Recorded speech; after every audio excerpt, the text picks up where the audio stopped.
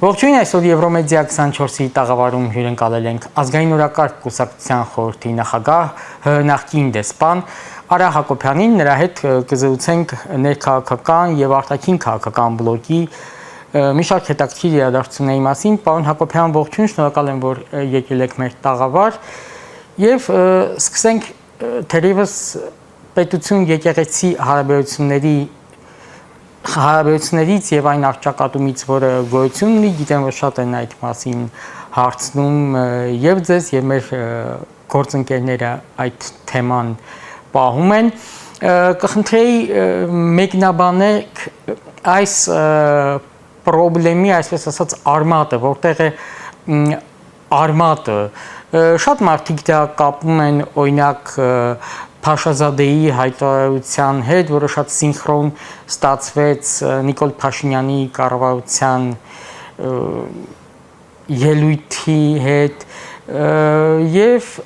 ընդհանրապես տարբեր դավադրապաշտական տեսություններ կան, որ Թուրքիայից եւ Ադրբեջանից եկող պահանջներ են։ Դուք նույնպես այդ կարծիքները, այսպես ասած, կիսում եք։ Տեսեք, սկսենք նրանից, որ դուք ասեցիք, որ սա պետություն եկեղեցի պայքար է կամ, չգիտեմ, ճակատամարտ է, ես փորձեմ ուղղել ձեր ասածը եւ ասեմ, որ սա պետություն չի, տվյալ դեպքում եւ եկեղեցի, այլ Նիկոլ Փաշինյան եւ իր վարչակարգի եւ հայ առաքելական եկեղեցու միջև եղած պայքար է եւ այստեղ կարծում եմ նաեւ ենթադրաբար կա անձնավորված նաեւ հարց կաթողիկոս եւ Նիկոլ Փաշինյան, բայց այնուամենայնիվ ես մի քիչ նախաբան ասեմ ձեր թույլտվությամբ, որովհետև այս պայքարը նոր չի սկսել եւ ես առիթ եմ ունեցել արդեն դրա մասին խոսել ու որոշ ժամանակ առաջ, մի տարի կամ տարիուկես առաջ արդեն կարող եմ սխալվեմ, Նիկոլ Փաշինյանը ասում էր, որ ինքը ծնկի է բերելու հոգևորականներին, այսինքն նա դա ասեց հանրային, իսկ իր իշխանության գալու կամ իրեն իշխանությանը փոխանցելուց փաստորեն անմիջապես հետո սկսվել էր նոր Հայաստան, նոր հայրապետ շարժումը, նոր կաթողիկոս շարժումը, որը նույնպես թիրախավորում էր եկեղեցին եւ թիրախավորում էր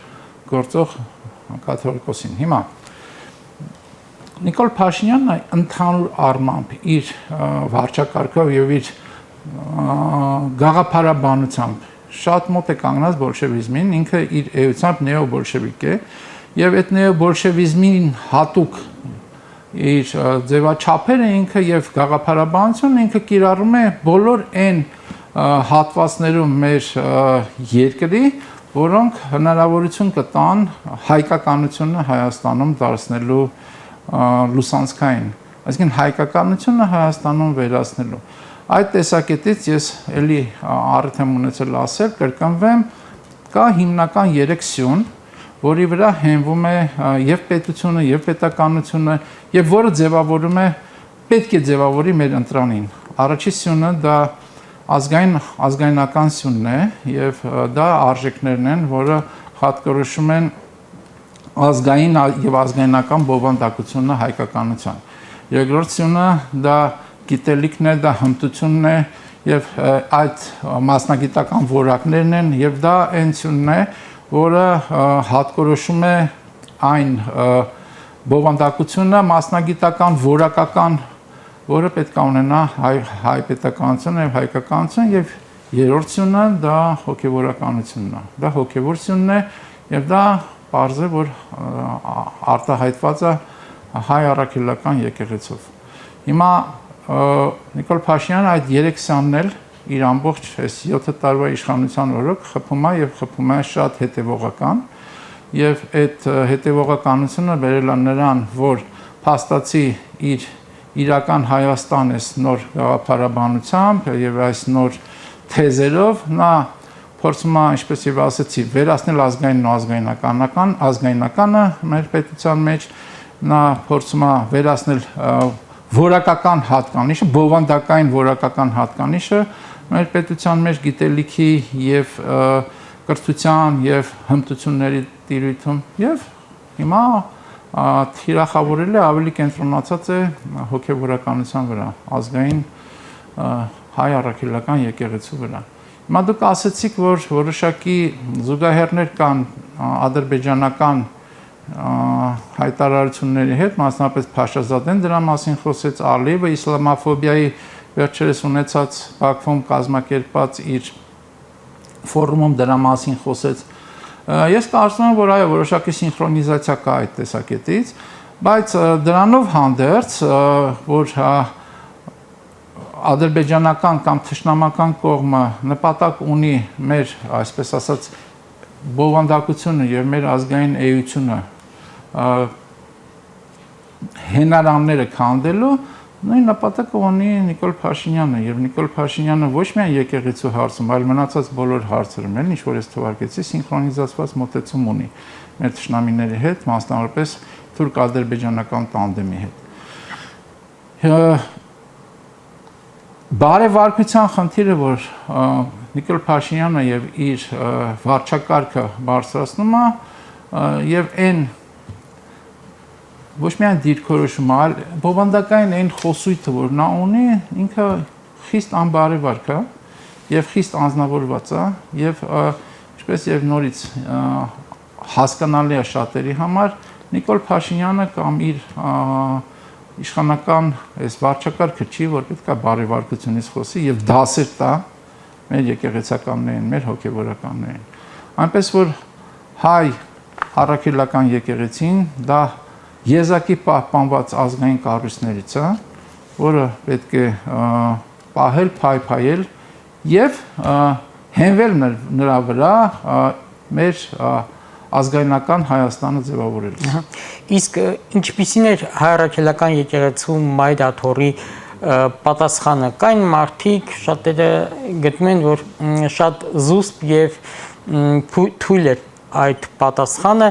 եւ որպես վերջաբան, որքան կխորանա եւ ինչ հետևանքներ կունենա այս ամենը։ Տեսեք, ես չեմ գնահատի պատասխանի ինչպեսին լինել այն իմաստով, որ եթե հարմար ենք գտել մեր եկեղեցու ընտրանին այդպես պատասխանել, ուրեմն դա է եղել պատասխանի ճշգրիտ ձևը։ Ես չեմ կարծում, որ այնտեղ վախենալու խնդիր է եղել կամ խուսափելու խնդիր է եղել, պարզապես նրանք արձագանքել են այնպես, ինչպես հարիր է հայ առաքելական եկեղեցուն։ Շատերը ուզում էին, որ Նիկոլ Փաշինյանի օրակարգի մեջ մտներ հայ եկեղեցու վերնախավը, նրանք չեն մտել այդ օրակարգի մեջ, նրանք շարժվում են իրենց օրակարգով եւ եթե նրանք Նիկոլ Փաշինյանի խոսույթով կամ բառամթերքով արձագանքեն, դա, ինչպես եւ ասեցի, հատուկ չի հայ առաքելական եկեղեցուն։ Նա վերևից է պատասխանել Նիկոլ Փաշինյանին եւ Նիկոլ Փաշինյանի շուրջ եղած իր կամակատարներին եւ ես կարծում եմ այդ պատասխանը այս պահի համար առնվազն համարժեք է։ Իսկ հանրությունն իր մեծամասնությամբ ում է ավելի շատ աջակցում այս խնդրին։ Տեսեք, կան վիճակագրական հարցումների վիճակագրական տվյալներ եւ ես կարծում եմ դա պատճառներից մեկն է, որ Նիկոլ Փաշինյանը եւ ոչ միայն Նիկոլ Փաշինյանը, այստեղ նույնիսկ անդրադառնամ ձեր նախնական թեզին, այլ նաեւ մեր թշնամիները, տվյալ դեպքում ադրբեջանցիք, թուրքերը եւ այլոք, թիրախավորել են եկեղեցին։ Հարցումների տվյալները ցույց են տալիս, որ հայ առաքելական եկեղեցին որպես ինստիտուտ ունի առավելագույն դրական մոտեցում է մեր հայ հանրության կողմից։ Այսինքն ամենամեծ վարկանիշը ունեցող կառույցը այսօր դա հայ առաքելական եկեղեցին է, որը եւ բնական է, որ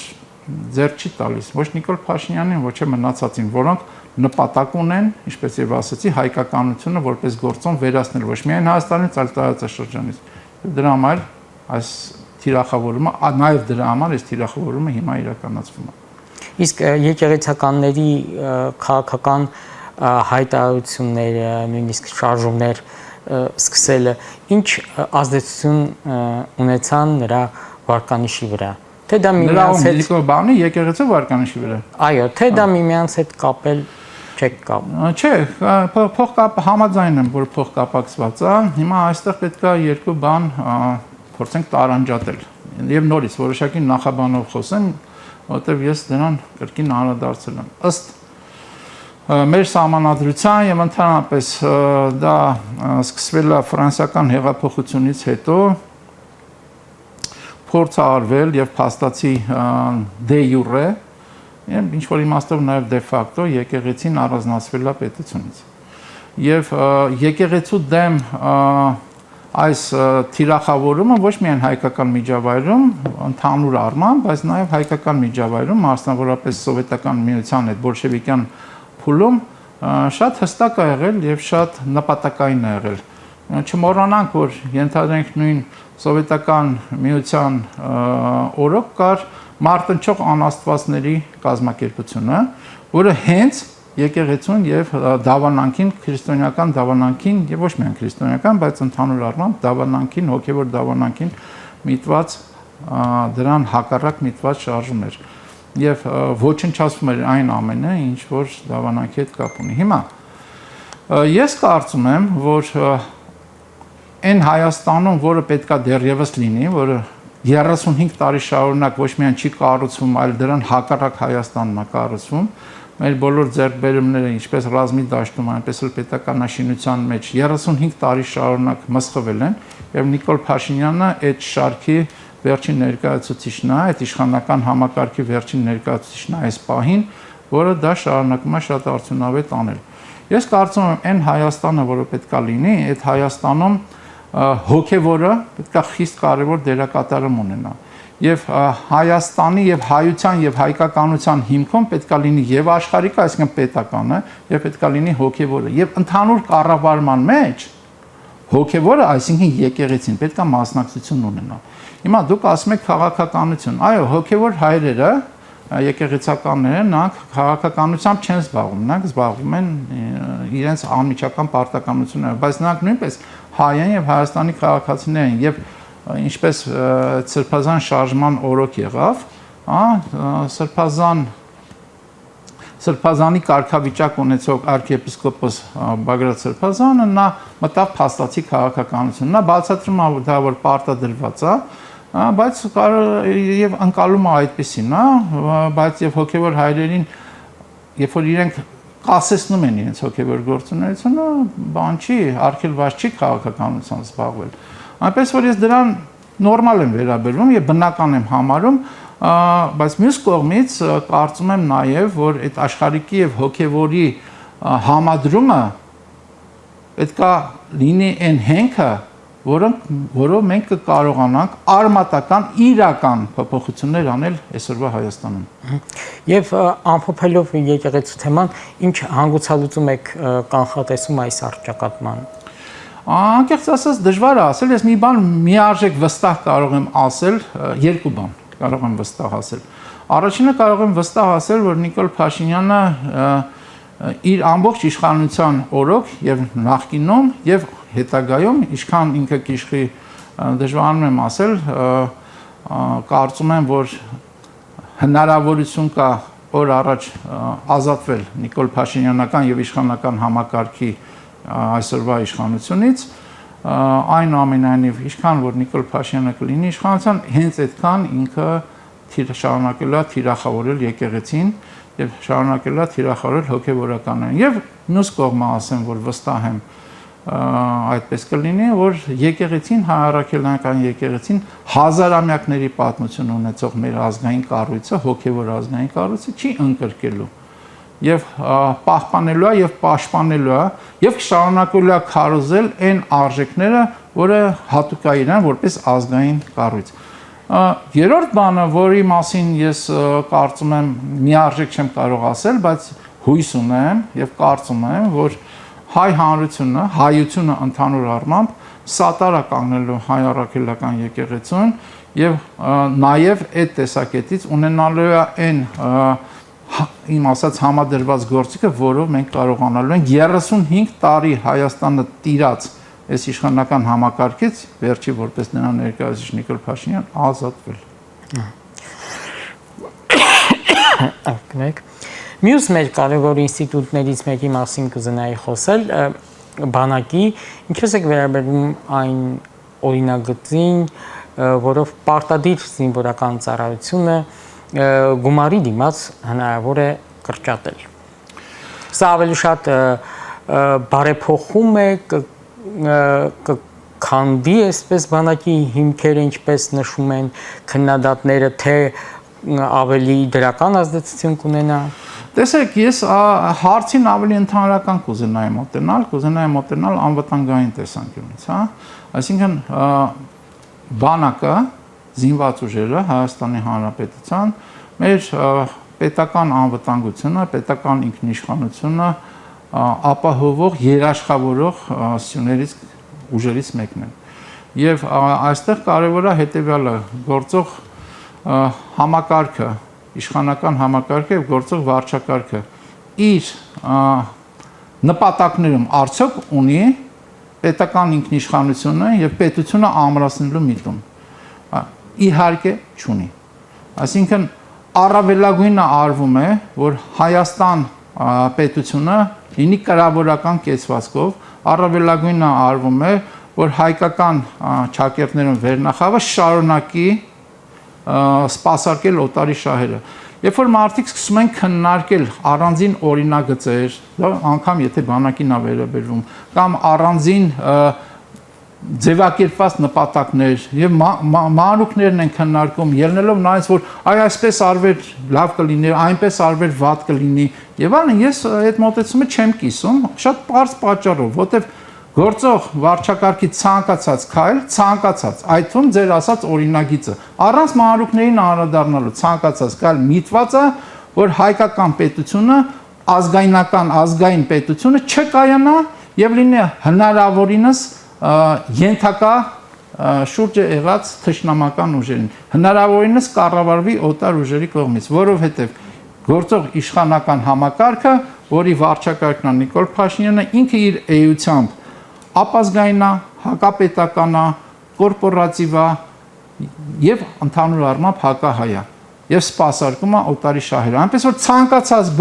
ցանկացած բան, ես մի քիչ կտրուկ եմ ասում, կարող է մի քիչ ծայրահեղ հնչի, բայց դա հենց այդպես է, ցանկացած բան, որ անում են իրենք, դա միտված է հայկականության թուլացմանը եւ հայությունը որպես գործոն վերացմանը այս տարածաշրջանում։ Սա է իմ պատասխանը ընդհանրական եւ մնացածը արդեն մանրուքներն են, որը իմ կարծիքով այդքան էական չի։ Պարոն Նիկոլ Փաշինյանը մայիսի 28-ին ասում էր, որ մենք երբևէ այսքան ինքնիշխան եւ անկախ չենք եղել, դրանից հետո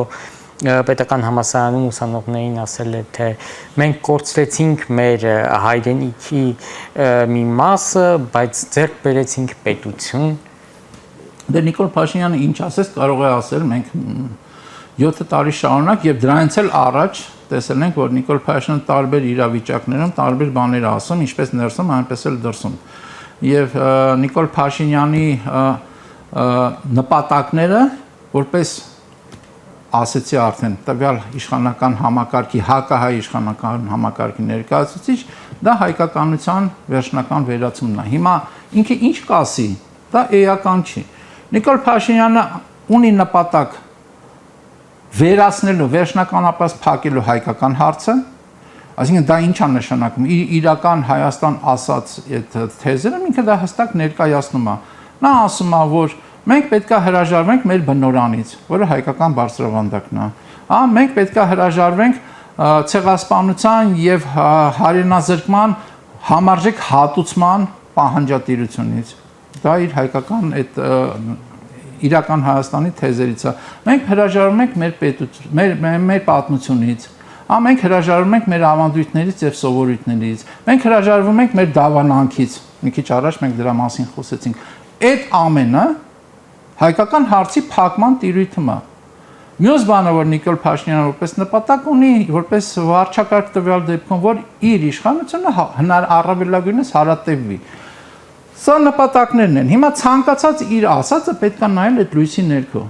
Երբ որ դու այդ լույսի ներքո նայում ես, ամբողջ տրամաբանությունը դառնում է հասկանալի, թե ինչի այս պահին նա մի բան ասեց, մյուս պահին դրան 180 աստիճան հակառակ բանը ասեց։ Դա եւ ինչպես ներքին ճակերտներում քաղաքականությանն է վերաբերում, այնպես էլ արտաքին քաղաքականությանն է վերաբերում։ Ոնց է որ մի պահի նա գնում է ասում է, որ հայտնի բանը Լեոնիդ Ազգալձյանի կրկնումը, որ Արցախը սա Հայաստանն է եւ վերջ, մյուս պահին ինչ որ ժամանակ հետո ասում է Արցախը դա Ադրբեջանն է եւ վերջ։ Այսինքն դա նույն Նիկոլ Փաշինյանն է, չէ՞ ասում։ Նիկոլ Փաշինյանի նպատակը իր ամբողջ այդ մանիպուլատիվ գործունեությամբ եւ բառամթերքով նայ ինչ որ արդեն ասեցի, հայկական հարցի փակումը եւ իրենց իշխանության հարատևումը։ Արտաքին հարաբերությունները նույնպես նա այդ ֆլյուգերային քաղաքականությունն է վարում։ Որ պահին, որ կողմից, որ արտաքին քաղաքական կենտրոնից քամին ավելի ուժեղ է, փչում, նա այդ կողմը շրջվում է։ Դա կլինի հյուսիս ուժեղ քամի այնտեղ է շրջվում, արևմուտք այնտեղ է շրջվում, հարավ կամ արևելք այնտեղ է շրջվում։ Այնպես որ Նիկոլ Փաշինյանը ինքը գործիչ է, որը ունի հակահայ նպատակներ։ Մնացած ամեն ինչը դրան ածանցյալ են։ Իսկ ովքեր են նրա իշխանության երաշխավորները այդ դեպքում։ Լավ հարց եք տալիս։ Ես ասեմ հետեւյալը, որ արդեն ասեցի, որ Հայաստանի Հանրապետությունում 35 տարի շարունակ տիրում է իշխանական համակարգ, որը իր էությամբ հակապետական, ապազգային, կորպորատիվ, սպասարկում է օտարի շահերը եւ ընդհանուր առմամբ կրկնվեմ հակահայ։ Հիմա 35 տարի շարունակ այդ իշխանական համակարգի շրջանակում ներսում եղել է իշխանության փոխանցում։ Երբևէ չի եղել իշխանափոխություն։ Եղել է մի գործող վարչակարգից մյուս գործող եկող վարչակարգին արդեն իշխանության փոխանցում։ Վերջինը եղել է 2018 թվականին։ Երբ որ գործող այն ժամանակվա իշխանությունը փոխանցեց Նիկոլ Փաշինյանին։ Հիմա Նիկոլ Փաշինյանի հիմնական երաշխավորը իշխանության դա հենց այդ իշխանական համակարգն է, որը 35 տարվա ընթացքում կարողացել է կուտակել շատ մեծ ռեսուրսներ, այդ ռեսուրսները եւ մարդկային տիրույթում են, եւ ինստիտուցիոնալ տիրույթում են, եւ մեդիա տիրույթում են, եւ ֆինանսական տիրույթում են, եւ այդ ռեսուրսներով եւ այդ իշխանական համակարգը Նիկոլ Փաշինյանի առաջի երաշխավորն է։ Երկրորդ երաշխավորները դա դրսի երաշխավորներ են, որոնց ձեռք է տալիս Հայաստանի այս կործանվող տապալված պետությունն ու պետականությունը։ Այդտեղ կա 3 հիմնական կենտրոն եւ այդ 3 հիմնական կենտրոնը այս տարիների ընթացքում նույնպես աջակցել են գործող իշխանական համակարգի ձևավորմանը եւ հարատևմանը։ Դա թուրք-ադրբեջանական տանդեմն է, դա նրանց գործընկեր Ռուսաստանն է եւ նրանց գործընկեր Իսրայելն է։ Այսինքն այդ եռանկյունին, որը շատ տեսանելի արտահայտվեց Արցախյան պատերազմի 2020 թվականի Արցախյան պատերազմում եւ նրանց մասնակցությունը մյուս երաշխավորն է Նիկոլ Փաշինյանի։ Եվ կա եւս միսիոն, որը Նիկոլ Փաշինյանի համար երաշխավոր է։ Դա գլոբալիստական թևն է, համաշխարհային եւ որը գործում է նաեւ Հայաստանում։ Դա մյուս երաշխավորությունն է Նիկոլ Փաշինյանի, այսինքն նորից ես այսօր սյուն բառը շատ կրկնեցի, բայց ի վերջո հստակ ներկայացնենք։ Մեկը դա իշխանական համակարգն է, մյուսը արտաքին աջակցությունն է, այն երկրները, որ ասացի, եւ երրորդը նույնպես արտաքինն է, բայց պետական չի, դա գլոբալիստականությունն է։ Այսինքն այս երեքը իրար հետ երաշխավորում են Նիկոլ Փաշինյանի հետագա իշխանությունը։ Այլ բան, որ ներքին պայքար այդ տիրույթում կա եւ ներքին պայքարը տարբեր արդեն եղած եւ նոր եկող իշխանավորների միջև է, որոնք հայտ են ներկայացնում Նիկոլ Փաշինյանին հակընդդեմ, բայց դա ներքին պայքար է։ Դժբախտաբար արտահամակարգային կոնսոլիդացված ուժ կամ ուժեր գոյություն չունեն այս պահին, այսինքն գոյություն ունեն, բայց բավարար ռեսուրս չունեն այս պահին, որպեսզի կարողանան այս գործող իշխանական համակարգը, որ կա Հայաստանում, տապալել եւ բերել իրական հայկականություն եւ բերել իրական ազգայնական պետություն։ Եվ այլ թեմայի անդրադառնանք Ֆրանսիայի պատվո հյուպատոսության բացումը մեզ համար ինչով է կարևոր եւ ինչպես է գնահատում հայ-ֆրանսիական համագործակցությունը, հարաբերությունները։ Տեսեք, ես կարծում եմ, որ եւ տարածաշրջանային եւ անգամ աշխարհքաղաքական նշանակություն ունի այսօր Սյունիքը։ Մենք մյուս գործոնը, որը նույնպես տարածաշրջանային եւ աշխարհքաղաքական նշանակություն ուներ, որը մենք որպես հայկական երկրաբաց տիրապետում ենք, դա Արցախն էր։ Մենք Արցախը կորցրեցինք։ Մենք բոլորով, բայց դրա անմիջական ուղիղ կազմակերպիչներ եւ մասնակիցներ կան, որոնք ձևավորեցին այն իրավիճակը, որ մենք ունեցանք կազմակերպված պարտություն, բայց դա այլ հարց է։ Հիմա մյուս գործոնը աշխարհքաղաքական եւ տարածաշրջանային եւ աշխարհքաղաքական դա Սյունիքն է։ Դրա վերաբերյալ շատ խոսում են այն ուժերը, արտաքին ուժերը, մասնավորապես, որոնք հասկանում են այդ գործոնի կարևորությունը։ Մասնավորապես վերջերս, հենց մի քանի օր առաջ Էրդողանը բանի Ալիևի եւ Պակիստանի նախագահի հետ հանդիպումից հետո, երբ որ վերադառնում էր Ադրբեջանից, երբ որ վերադառնում էր Թուրքիա, խոսեց Զանգեզուրյան Միջանցքի մասին։ Եվ այնտեղ նա ասեց շատ կարևոր բան, որ Զանգեզուրյան Միջանցքը շատ կարևոր է որպես բանի տրանսպորտային ուղի, էներգետիկ հոսքերի ուղի, ենթակառուցվածքային հոսքերի ուղի, բայց Զանգեզուրյան Միջանցքը նաև շատ կարևոր է, որովհետև նա կապում է թուրքական աշխարհը իրար հետ։ Այսինքն թուրքական էքսպանսիայի, այսինքն Թուրանի եւ նեո-օսմանիզմի այդ գաղափարաբանության համար Զանգեզուրյան Միջանցքը ունի կարևորագույն նշանակություն։ Նույն ձևի այդ դրա մասին, այդ Միջանցքի կարևորության եւ վերահսկողության մասին խոսում է Ռուսաստանը։ Պարբերաբար Ռուսաստանը անդրադառնում է նրան, որ ամեն ինչ պետքա լուծվի 20-22 թվականների այդ երրակողմ հայտարարությունների հիման վրա։ Այդ 20-22 թվականների երրակողմ հայտարարությունները, որոնց հիմքում ընկած էր նոյեմբերի 20 թվականի նոյեմբերի 9-ի 10-ի հայտարարությունը, դարձել է առ ոչինչ, որովհետև ոչ Արցախը փաստացի կա, որի համար որի մասին էր դա, եւ մնացած կետերն էլ փաստացի այսօր չկան։ Ոչ էլ Լաչինի Միջանցքը կա, ոչինչ չկա, մնացել է այդ մի կետը, որի հիման վրա Ռուսաստանը անընդհատ ասում է, որ դա պետք է իրականացնել, այսինքն ինչ է ասում։ Ռուսաստանն էլ է շատ լավ հասկանում այդ բանի Սյունիքի եւ մասնավորապես այդ այսպես կոչված Միջանցքի ռազմավարական կարևորություն եւ ուզում է լինի իր վերահսկողության տակ։ Այն ինչ որ գրված էր բանի նոյեմբերի 9-ի 10-ի ներքո։ Դրան կատաղի դեմ է Իրանը։ Եվ նորից նույն Էրդողանը իր հայտարարության մեջ ասում է, որ մենք մեր Իրանի գործընկերները պետք է հասկանան, որ դա իրանց էլ է օգուտ, որ մենք այդ Միջանցքը վերահսկելի ունենանք։ Բայց Իրանը դրան դեմ է հասկանալով, թե դա ինչ վտանգ է ներկայացնում իրենց համար։ Երբ որ թուրքական այդ Միջանցքը սկսի գոյություն ունենալ, դրան դեմ է նաև Արևմուտքը։ Այսինքն ոչ թե դեմ է Միջանցքի գոյությանը, այլ դեմ է, որ այդ Միջանցքը լինի ռուս-թուրքական վերահսկողության ներքո։ Նրանք կուզենային այդ Միջանցքը լիներ պայմանական հայկական, այսպես կոչված ինքնիշխանության շրջանակում, բայց իրենց, կարգավորման կամ համակարգման ներքո։ Հիմա գալիս եմ հերվից եկա, որպեսզի ձեր հարցին պատասխանեմ։ Ես կարևորում եմ ինչպես Իրանի հյուպատոսության բացումը Սյունիքում, այնպես էլ Ֆրանսիայի պատվի հյուպատոսության բացումը Սյունիքում, ես կուզեի ցանկալի կլիներ, որ դա պատվի հյուպատոսություն չլիներ, այլ լիներ ավելի բարձր դիվանագիտական կարգավիճակով, բայց այնուամենայնիվ պատվի հյուպատոսությունը նույնպես կարող է այդ ֆունկցիոնալ նշանակությունը իրականացնել եւ անդրադառնալ ձեր մյուս հարցին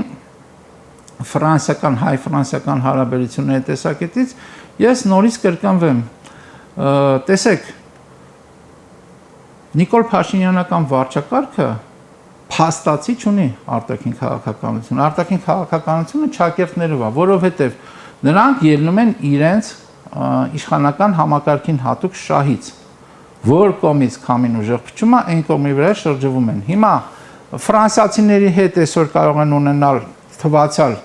հարաբերություններ դրական, բարեդրացական, բայց մյուս օրը պատտվեն դրան հակառակ։ Ինչպես եղել է մինչև 22 թիվը, 23 թիվը կարելի ասել Ռուսաստանի հետ ունեին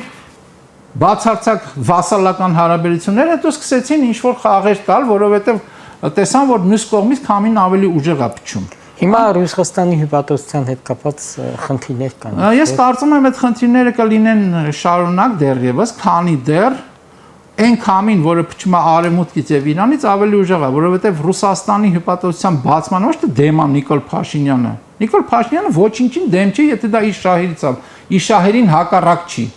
Այլ դեմ են եւ Արևմուտքը եւ Իրանը։ Եւ դրա համար Նիկոլ Փաշինյանը դեռևս չի համաձայնվում, այսինքն իր համաձայնությունը, ուրիշ կերպ ասեմ, իր համաձայնությունը ի սկզբանե տրված է նրան, ով որ ավելի ուժեղ է այդ պահին։ դա վերաբերվում է եւ ռուսական հյուպատոսությանը, եւ այլ հյուպատոսություններին, եւ ընդհանրապես արտաքին քաղաքականության կոչվածը Հայաստանի Հանրապետությունում իշխող վարչակարգը սպասարկում է օտարի շահերը։ Եվ այդ օտարը կարա լինի եւ բարեկամ երկիր Հայաստանին, եւ թշնամի երկիր Հայաստանին։ Դա էական չի գործող վարչակարգի համար, գործող վարչակարգի համար եւ գործող իշխանական 35 տարվա իշխանական համակարգի համար առաջնային են իրենց շահերը, որոնք հայկական չեն։ Ռուս-ուկրաինական ճակատում ինչ ունենք, մենք տեսնում ենք Ստամբուլյան բանակցությունների այսպես երկրորդ փուլը, որը առանձնապես արդյունք չի տվել, բացի այդ ռազմագերիների հարցից, որքան երկար կտևի պատերազմը։ Տեսեք, երրորդ փուլի մասն էլ ոնց որ արդեն պայմանավորվել, բայց այնուամենայնիվ հարցը հետևյալն է. ռուսական կողմը այն եւ իր հռետորաբանությունից ելնելով եւ ելնելով այն փաստաթղթից մեմորանդում կոչեցյալ փաստաթղթից, պայմանների փաստաթղթից, որ իրանք ներկայացրել են ուկրաինական կողմին, պատրաստ չի խաղաղության բանակցություններին եւ պատրաստ չի զինադադարի, ինչի, որովհետեւ այն ամենը ինչ որ թվարկված է, դա կապիտուլյացիա ստորագրած երկրի մասին է։ Օրինակ նմանատիպ պայմաններ նոյեմբերի 20 թվականի նոյեմբերի 9-10-ի կապիտուլյացիոն փաստաթղթում էր դրված, որը ընդունեց Հայաստանը, որտեղ կապիտուլացվեց։ Հիմա ռուսական կողմը ասում է հետեւյալը, մի քանի կետ ասեմ, օրինակ, որ Ուկրաինան պետքա ճանաչի Ղրիմի, Զապորոժիեի, Դոնբասի եւ այլն այն հատվածների, որ ռուսական այսօր վերահսկման ներքա, ռազմական վերահսկման ներքա եւ Ռուսաստանը ճանաչել այդ տարածքները որպես իր Ռուսաստանի մաս, Ուկրաինան պետքա ճանաչի նույնպես դրանք որպես Ռուսաստանի մաս։ Բնականաբար դա պահանջ է, որին այսօր Ուկրաինան հասկանալիա չի գնա։ Երկրորդ պահանջը, որ ուկրաինական զորքերը պետքա դուրս գան բոլոր այն տարածքներից, որը Ռուսաստանը համարում է իրենը։ Դա նույնպես այսօրվա Ուկրաինայի համար կատարվող պայմաններ չի։ Երրորդը, Ուկրաինան պետքա սահմանափակի իր ռազմական ուժերը եւ մոբիլիզացիա չանի, ավելին զորահավաքների հակառակը, այսինքն նա պետքա բանակը կազմալուծի եւ քանակական սահմանափակման տակ լինի։ Այսինքն պայմաններ են, որը ներկայացվում է կապիտուլյացիա ստորագրվող, կապիտուլյացիա ընդունած երկրին։ Բնական է Ռուսաստան դրանով չի գնում եւ ցույց չի տալիս իր պատրաստակամությունը զինադադարի եւ խաղաղության։ Եվ դա պարզ շատ ուղիղ տեքստով ասես Մեդվեդևը։ Ասես, այս փաստաթուղթը, որ մենք ներկայացրենք, դա մեր հաղթանակի մասին փաստաթուղթ է։ Եվ այն ձևաչափով, ինչ ձևաչափով այսօր իրականացվում են այդ բանակցությունները, բացի նրանից, ինչ որ դուք ասեցիք, որոշակի հումանիտար խնդիրներ են լուծվում, ռազմագերիներ, հետո մահացած մարդկանց դիեր են փոխանակվելու, վերջինում նաև խոսվեց երեխաների վերադարձի, որտեղ տարբեր թվեր են ասում, եւ դա հայտարարակ բան է, 20-ից 30,000 երեխա ասում են ռուսական կողմը Ուկրաինայից վերցրել է։ Հիմա այդ թվերը անհավանական թվեր են, հիմա եւ դա ոչ միայն ուկրաինական կողմն է ասում, այլ ամբողջ արևմտյան խոսույթն է դա, այդ թվում ամերիկյան։ Եվ եթե դա գոնե ճշմարտությանը մոտիկա, դա շատ հայտարարակ երևույթ է։ Այդպես բան արել են մեկ էլ օսմանյան թուրքերը, երբ որ Ենիչերների են ձևավորել, վերցնելով իրենց կողմից գրավված երկրների երեխաներին։ Հիմա այդ արդյունքները բան չեն, բավարար չեն եւ այստեղ այն խոստումը եւ այն երաշխիքը, որ ժամանակին Ամերիկայի նախագահ Թրամփը տալիս էր, որ ինքը գալիս էր իշխանության, եթե հիշում եք, նա ասում էր, ես 24 ժամում այդ հարցը կլուծեմ, արդեն 24 ժամ չի, այլ 100 քանի օր է եւ այդ հարցը դեռևս լուծման մոտիկ չի գալիս եւ արևմտյան կողմի եւ ՆԱՏՕ-ի եւ արևմտյան Եվրոպայի եւ արդեն Թրամփի վարչակարգի ներկայացուցիչները խոսում են նրա մասին, որ Պուտինը Թրամփի քթից բռնած խաղում է եւ օգտագործում այս իրավիճակը ռազմի դաշտում ավելի լուրջ ձեռքբերումներ ունենալու համար եւ արևմտյան կողմը ընդհանրական այդ թվում ներամերիկյան արդեն խոսում են մասնավորապես օրինակ սենատոր Գրահամը,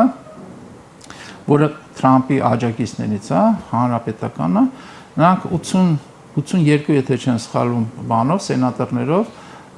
նախապատրաստել են փաստաթուղթ, որը նոր սանկցիաներ են եւ որակապես այլ կարգ է, ուժը, այսպես ասած, զորեղ ավելի սանկցիաներ են Ռուսաստանի նավթային եւ